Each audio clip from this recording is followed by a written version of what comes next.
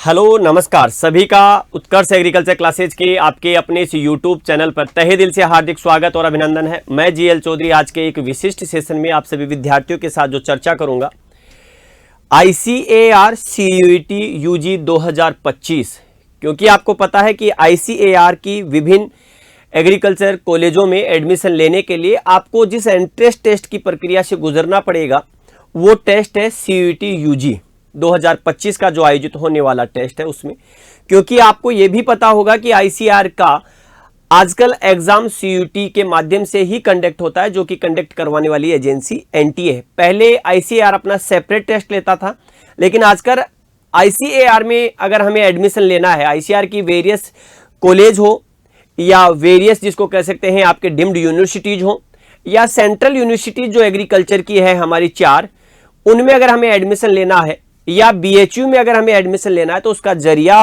उसका माध्यम आपके CUET UG से होकर के गुजरता है।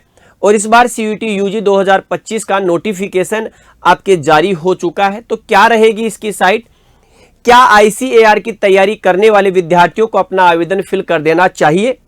क्या ICAR के अधीन आने वाली कॉलेज और यूनिवर्सिटीज जो हम बात करते हैं यूनिवर्सिटीज ही दिखाएंगी, क्या वो यूनिवर्सिटीज आपके CUET की इस साइट पर दिखा रही है? क्या हमें कुछ और इंतजार करना चाहिए? इन्हीं सवालों के किंतु और परंतु के माध्यम से हम जानने की कोशिश करते हैं। पहले देखिएगा, ये नोटिफिकेशन जिसको कह सकते हैं नेशनल टेस्टिंग एजेंसी ने जारी कर दिया है। आपको मैं अगर ये बताऊं तो NTA national testing agency CUET को कंडक्ट करवाने वाली एक एजेंसी है।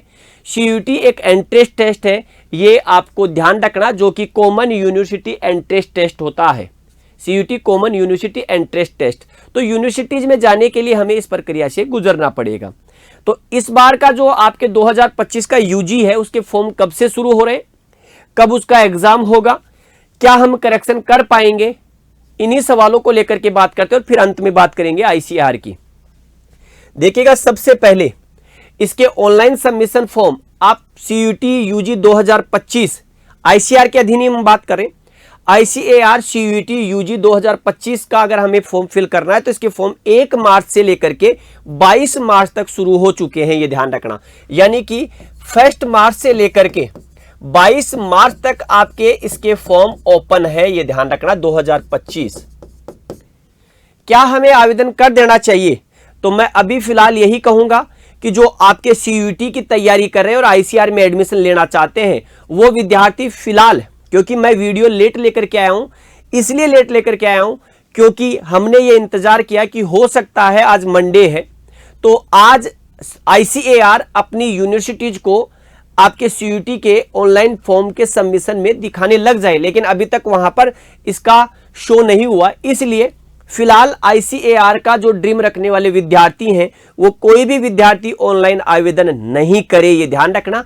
अगर आपको आवेदन करना भी है तो आप अपनी बेसिक जो इंफॉर्मेशंस हैं वो भर करके रख लीजिएगा और कॉलेज अपडेट होने का, यूनिवर्सिटीज अपडेट होने का इंतजार करें। जैसे ही अपडेट होगा हम आपके लिए फिर और सूचना उसके साथ लेकर के आएंगे। एक साइट और बताई जाएगी जिस पर आप लगातार विजिट कर सकते हैं। तो 1 से लेकर के 22 मार्च तक इसके आवेदन शुरू हो चुके हैं, लेकिन एग्रीकल्चर वाले विद्यार्थियों को अभी आवेदन नहीं करना है, वेट करें। तो आपके 22 मार्च तक, साथ में ही किसी कारणवश से अगर आपका पेमेंट नहीं हो पा रहा तो पेमेंट करने की तिथि 23 मार्च तक है। ध्यान रखिएगा, आप इस फॉर्म में करेक्शन कर सकते हैं, लेकिन करेक्शन की कुछ लिमिटेशंस है। कोशिश करिएगा, आप कोशिश नहीं, आपको करना ही है। आपका अपना नाम, पिता का नाम, माताजी का नाम, डेट ऑफ बर्थ, ये ऐसी चीजें हैं जो आप सही से भरें, क्योंकि इनमें करेक्शन होना बाद में बड़ा मुश्किल है। DOB जैसे विषय में जो आपके क्या नहीं होता, करेक्शन होता ही नहीं है। तो डेट ऑफ बर्थ बिल्कुल देख करके आपको फिल करनी है। इसके बाद CT एग्जामिनेशन कौन से शहर में होगा, तो आपको अपने जो एग्जाम सेंटर है वो अपने नजदीक आपको फिल करने, ये बाद में साइट पर बताया जाएगा। एडमिट कार्ड कब डाउनलोड होंगे ये बाद में, लेकिन एग्जाम डेट कब है, तो एग्जाम डेट 8 मई से लेकर के 1 जून तक आपकी क्या होगी, इसकी एग्जाम डेट आएगी। और उसके बाद क्या होगा, आपके प्रोविजनल आंसर की आएगी और फिर इसका रिजल्ट जिसको कह सकते हैं आपके अनाउंस किया जाएगा, ये ध्यान रखना। तो हम ICAR के लिए जो विद्यार्थी हैं वो फिलहाल आपके ऑनलाइन आवेदन के लिए रुके और इंतजार करें आईसीएआर की यूनिवर्सिटीज को उसमें अपडेट होने दें और उसके बाद आप अपना आवेदन कर सकते हैं, क्योंकि अभी समय है 22 मार्च, तो मेरे ख्याल से मे बी पॉसिबल 2 से 4 दिन में यह आपकी मामला सुलट जाएगा, क्योंकि हमेशा से ही ये होता आया है कि आईसीएआर सीयूटी के माध्यम से अपना टेस्ट तो कंडक्ट करवाती है, लेकिन सीयूटी के साथ उसकी यूनिवर्सिटीज वगैरह, कॉलेज वगैरह उसमें अपडेट नहीं होती है। लास्ट ईयर 2024 और 25 में भी आपने देखा, 25-26 में भी, अभी जो 25 का जो आपके नोटिफिकेशन आया उसमें भी अभी तक आईसीएआर की कॉलेजेज यूनिवर्सिटीज आपकी क्या नहीं हुई है, अपडेट नहीं हुई है। ये ध्यान रखना है अब आपको। अब लेकिन मैं यहां पर कुछ आपके प्रिकॉशंस बता देता हूं कि आपको क्या करना है आगे की ओर। देखिएगा, एक तो आपको सब्जेक्ट का जो चयन है वो बड़े आराम से करना है। जैसे मान लीजिएगा बायो वाले हैं तो आपके जैसे फिजिक्स, केमिस्ट्री, बायो यूज कर सकते हैं।